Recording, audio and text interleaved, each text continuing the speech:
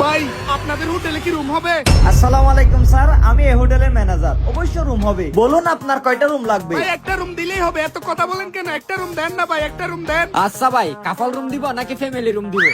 আরে ভাই এত কথা বলেন কেন? আমি একা থাকবো, যে কোনো রুম দিলেই হবে। ভাই রুমের চাবি দেন। ও আচ্ছা আচ্ছা ঠিক আছে স্যার, আপনার নামটা বলুন।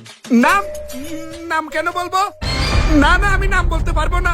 স্যার, রুম নিতে গেলে তো আপনার নাম এবং অ্যাড্রেস দিতে হবে। এটা আমাদের হোটেলের নিয়ম। নাম বলতেই হবে? কাউকে বলবেন না, ঠিক আছে? আচ্ছা, সমস্যা নাই। বলবেন না কিন্তু। ঠিক আছে। আমার নাম রিয়াদ, বাড়ি হচ্ছে সকরিয়া। তাড়াতাড়ি চাবি দেন না, এগুলো পরে লেখিয়ে। এই যে স্যার, 102 নাম্বার রুম, ডান পাশে গেলেই পাবেন। স্যার, তাইলে ব্যাগটা আমাকে দেন, আমি রুমে পৌঁছাই দিচ্ছি। ব্যাগ? ব্যাগ কোনে দিব? আমি মরে গেলেও এই ব্যাগ দিতে পারবো না ভাই। আরে স্যার, আপনি কেন কষ্ট করতেছেন? আমাদের ছেলে দিয়েই পৌঁছাই দিব। না ভাই, ব্যাগ থেকে আমি কাউকে দিতে পারবো না। এই ব্যাগ আমার জীবন গেলেও দিতে পারবো না। 201 না? হ্যাঁ। কোন পাশে? ওই যে ডান পাশে। ঠিক আছে। আরে লোকটা এমন করলো কেন? ব্যাগটাও তো দত্ত দিল না। কোথাও থেকে চুরি ডাকাতি করে আসছে নাকি? নিশ্চয়ই ব্যাগের মধ্যে দামি কিছু আছে। ওকে নজরে নজরে রাখতে হবে, কোনোভাবেই যেন চোখের আড়াল না হয়। পিছনে পিছনে যাই, দেখি ও কি করে। এই বেটা দাঁড়া। স্যার, আপনি এখানে? হ্যাঁ আমি। দেখ তো, এই লোকটাকে কোথাও দেখছস? কি সমস্যা? ওকে কেন পুলিশ খুঁজতেছে? স্যার, এই লোক কি করছে? কিছুক্ষণ আগে জাহেদ জুয়েলারি থেকে 50 লক্ষ টাকার হীরা নিয়ে পালিয়ে গেছে। ও এদিকে আসছে, বল কোথায় আছে? ও আচ্ছা, এই ব্যাপার। এই জন্য তো লোকটা শর্টকাট করতেছিল। এই ব্যাগের মধ্যে সব টাকা, এই জন্য তো ব্যাগটা ধরতে দিচ্ছে না। না না স্যার, আপনার মনে হয় কোথাও ভুল হচ্ছে। ওই লোকটা এদিকে আসে নাই। এদিকে যদি আসে অবশ্যই আমি আপনাকে ফোন দিব। ঠিক আছে, ওকে পাওয়া মাত্রই আমাকে ফোন দিবি। ঠিক আছে স্যার। এদিকে কোথাও গেছে কিনা খুঁজে দেখি। ও আচ্ছা, এই ব্যাপার। এই ব্যাগের মধ্যে 50 লাখ টাকার হীরা আছে। দাঁড়া, তোর একটা ব্যবস্থা করতেছি।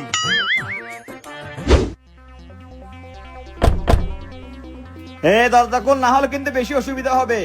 আরে ভাই কে? দরজা খুলবো কেন? দরজা খুলতে বলছি।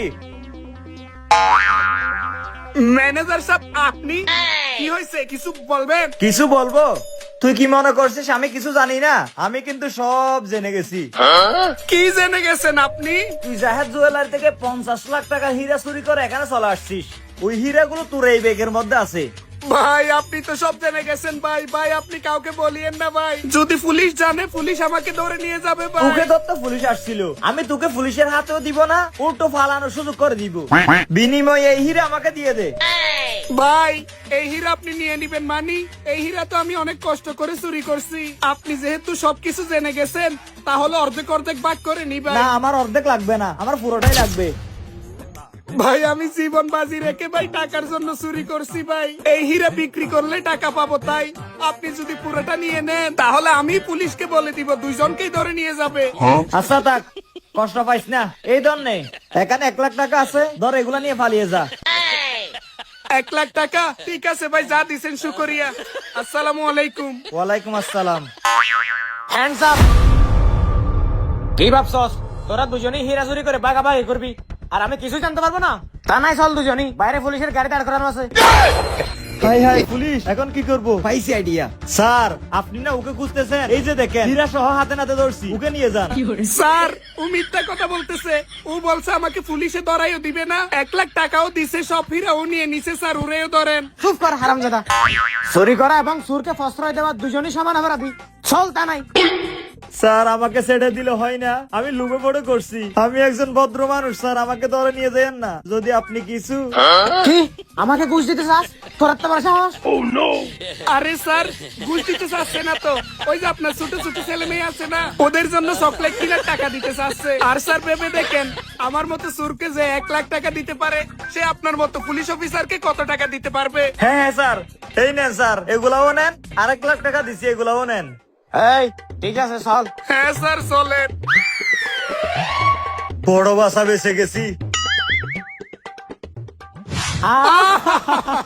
আরে বেটা, তোরে বলছিলাম না ওই হোটেলের ম্যানেজারকে সোনা লাগানো যাবে? ওই হালা কত লোভী, যেদিন ওর হোটেলে রুম নিতে গেছি সেই দিনে বুঝতে পারছি, বুঝছস? আরে বেটা, এটা ফটো থাকতে থাকতে গরম লাগতেছে। আরে এখন কুলিস না, যাওয়ার সময় লন্ড্রিতে দিয়ে যাইস। এখান থেকে 500 টাকা উড়ে দিস, এই কাপড়ের ভাড়া, আর বাকি টাকাগুলো তুই রাখিস।